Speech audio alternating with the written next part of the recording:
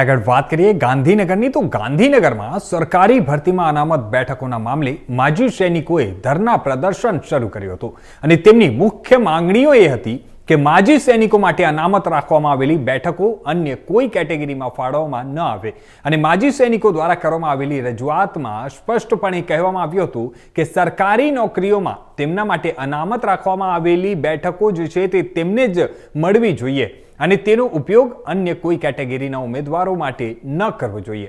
માજી સૈનિકોનું કહેવું છે કે તેમને સોમવાર સુધીના સમય આપવામાં આવ્યો હતો, પરંતુ હજુ સુધી માંગ સ્વીકારવામાં ન આવતા આજે ના છૂટકે માર્ગ રોકો આંદોલન કરવાની ફરજ પડી છે, જેના પરિણામે આજે 5 માજી સૈનિકોનું જૂથ સીએમ સાથે મુલાકાત કરવા ગયા હતા અને તેમણે આશ્વાસન પણ આપ્યું છે કે તેમની માંગ સ્વીકારવામાં આવશે, પણ જો તેમ નહીં થાય તો આગામી સમયમાં ખૂબ મોટી માત્રામાં માર્ગ રોકો આંદોलन કરીશું, તે પ્રકારની હાલ ચીમકી પણ ઉચ્ચારવામાં આવી હતી। आज माजी सैनिकों के द्वारा यहाँ पर गांधीनगर के विधानसभा रोड पे जो है वो मार्ग रोको आंदोलन जो है वो किया गया है। इनकी मांग है कि जो माजी सैनिकों की जो जगह जो खाली है वो बदल जाए। हालांकि बहुत सारे माजी सैनिक जो है वो हमारे साथ अभी जुड़ चुके हैं, उनसे बातचीत करते हैं और जानने का प्रयत्न करते हैं कि क्या मांगे है उनकी। क्या नाम है आपका? वडगामा भागवत आनंद कुमार, सशस्त्र सेना का सैनिक हूँ। मेरे को रिटायर हुए 22 साल हो गए। मुझे तो सर्विस कोई मिलने वाली नहीं है और ना ही मैं चाहता हूँ, लेकिन मेरे जो पूर्व सैनिक अभी आ रहे हैं, ऐसा कब से हो रहा है और क्यों हो रहा है पता नहीं। बंधारणीय अधिकार, it is a constitutional reservation 10% to each and everyone department જેનું ચુસ્તપણે અને નૈતિકતાથી અમલ થતો નથી। વારંવાર રાજ્ય સરકાર ક્રાઇટેરિયા ચેન્જ કરે છે, વારંવાર રાજ્ય સરકાર ક્રાઇટેરિયા ચેન્જ કરે છે। હવે જે માણસ આપને જ્યાં જગ્યા મળે ત્યાં બેસી જાઓ, પ્લીઝ રિક્વેસ્ટ। 20 वर्ष पहला जो सैनिकों भर्ती किया है कि जो 20 साल पहले भर्ती हुआ है उस टाइम का सिलेबस और अभी का सिलेबस में फर्क है। अब बार बार क्राइटेरिया चेंज कर रहे हैं। अरे क्या जरूरत है एग्जाम की? वो हर चीज से ट्रेंड है, ट्रेंड सोल्जर है और 10% अनामत उसका अधिकार है, बंधारणीय अधिकार। This is can't to be change behalf of the constitution. उसको कोई बदलाव नहीं किया जा सकता। सैनिक को पुनर्वास के लिए, रहने के लिए घर के लिए जमीन, खेती के लिए जमीन और उसकी लायकात के अनुसार उसको सर्विस दी जाए, उसको पूरी रिस्पेक्ट दी जाए। जबकि यहाँ कुछ उल्टा हो रहा है। मैं प्रशासन के भी साथ हूँ, सरकार के भी साथ हूँ, किसी पक्ष या पार्टी से नहीं हूँ। एक हिंदुस्तानी सैनिक हूँ जिसको भारत के राष्ट्रपति द्वारा सम्मानित किया गया है, नेल्सन मंडेला सर द्वारा सम्मानित किया गया हो। ऐसे सैनिकों के साथ यहाँ पर अभद्रता की जाए, उनको फुटपाथ पे बहना पड़ेगा, ये हमारे घर की बात है। बाहर जाएगी कितनी शर्म की बात है। मेरे लिए भी, हमारे संगठन के लिए भी और प्रशासन के लिए भी, पूरे गुजरात के लिए हम नागरिकों की शान है। ये मेरी वीर नारियों के साथ जो पुशअप किया जा रहा है, अभद्रता की जा रही है, यार शांतिपूर्ण हम लोग शांतिपूर्वक हम अपना अधिकार मांगने आए हैं। 10 दिनों से यहाँ बैठे हैं, इससे पहले 2 महीने से प्रयास किए जा रहे हैं। या तो बात ऊपर तक पहुंचती नहीं है, या ऊपर वालों को हो सकता है फुर्सत ना हो।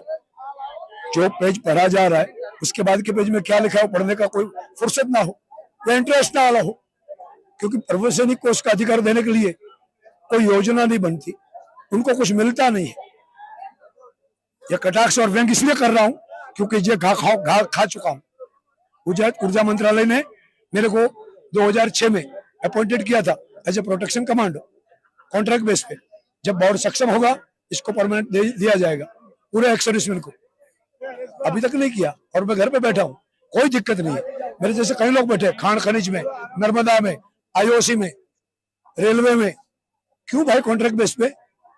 जब बंधारण ने हमको अधिकार दिया है, जो पे कमीशन के अनुसार सैलरी और अलाउंसेज डिटेक्ट किए गए हैं, जो डिटेल किए गए हैं, जो ऑथराइज किए गए हैं, वो अधिकार क्यों ना मिले उसको? धन्यवाद, जय हिंद। और भी कुछ लोग हैं हमारे साथ, उनसे भी बातचीत करते हैं, वो जानने का प्रयत्न करते हैं। अच्छा, क्या नाम है सर आपका? मेरा नाम रमन भाई चावड़ा है। अच्छा रमन भाई, क्या ऐसे मुद्दे हैं जिनको लेकर आज मार्ग रोको आंदोलन किया गया है?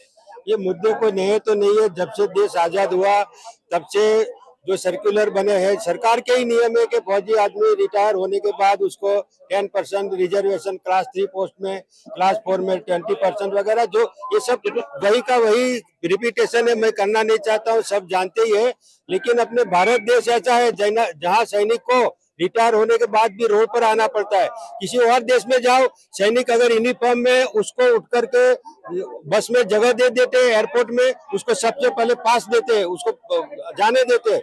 लेकिन भारत देश में सैनिक को यही सुना जाता है कि जिसको सैनिक को कोई पूछने वाला नहीं, यही सोचते हैं कि कम पढ़े लिखे हैं, इनमें कोई दिमाग नहीं होता है। वो लोग को ही गलत धारणा है। आजकल नया युग है, कंप्यूटराइज गन है। मैं खुद साइबर यानी कि क्रिप्टोग्राफर जो कि गुप्त भाषा वो उसका मैं जानकार हूँ। उसी के मैं नौकरी किया है। 21 साल फौज में नौकरी किया, सूबेदार से नौकरी किया और 21 साल के अंदर 3 साल तो मैं ब्लैक कैट कमांडो में रहा हूँ। मेरी उम्र 73 ईयर्स हुई है, लेकिन इसके बाद भी अभी मुझको घर के लिए, मेरे अब के लिए जरूरत नहीं है। लेकिन मेरे भाई लोग जो अभी आ रहे हैं, अभी नए भाई और जो आएंगे जो कि अग्निवीर है, वो अग्निवीर तो हमारे से कम उम्र में आएंगे, हर साल 20% वापस आएंगे, तो उनको नौकरी कहाँ से देंगे? वो समाज से काम करेंगे, लेकिन जो अग्निवीर आएंगे उनका क्या होगा कि वो यंग है तो वो उसको बहुत ही खतरनाक तरीके से हो सकता है उनको रोजगार न मिले। तो जिसको आप उग्रवाद बोलते हैं, उग्रवाद का शुरुआत कैसे होती है मैं जानता हूँ। मैं नागालैंड में नौकरी किया है, वहाँ पर नागा लोगों के साथ बात किया, उनकी लैंग्वेज जानता हूँ कि उग्रवादी क्यों बने।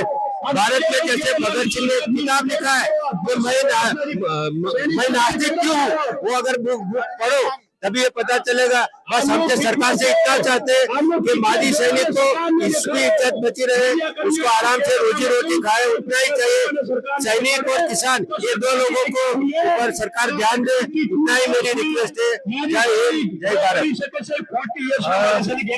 देखिए, आप देख सकते हैं यहाँ पर हजारों की मात्रा में जो लोग हैं, माजी सैनिक वो यहाँ पर जो है वो इकट्ठा हुए हैं। इनकी जो कुछ मांगे हैं, जो मांगों के साथ ही ये माजी सैनिक है यहाँ पर आंदोलन पे उतरे। इनकी मांग है कि इनकी जो इनको जो एग्जाम जो है वो उनकी जो एक्स ड्यूटी होने के बाद भी इनको जो नौकरी वगैरह जो मिलना चाहिए, जो अनामत जो था वो उनको नहीं मिल रहा है और उसी की वजह से माजी सैनिक जो है वो यहाँ पर आंदोलन पे उतरे। आप देख सकते हैं सत्याग्रह जो छावनी है यहाँ पर जो माजी सैनिक है वो यहाँ पर मार्ग रोको आंदोलन उनके द्वारा किया गया है और अभी फिलहाल उन लोगों की तरफ से 5 लोगों की टीम बनाकर सीएम के आवास स्थान पर जो है उनको बुलाया गया है। उनकी मांग जो है वो सुनी जाएगी। अब देखना ये है कि इनकी मांग संतोषी जाती है नहीं, अगर नहीं संतोषी जाती इनको तो इनका कहना है कि इससे भी बड़ा आंदोलन इन लोगों के द्वारा किया जाएगा। कैमरा पर्सन किशोर आठवले के साथ जतिन रावल, इंडिया न्यूज, गांधीनगर।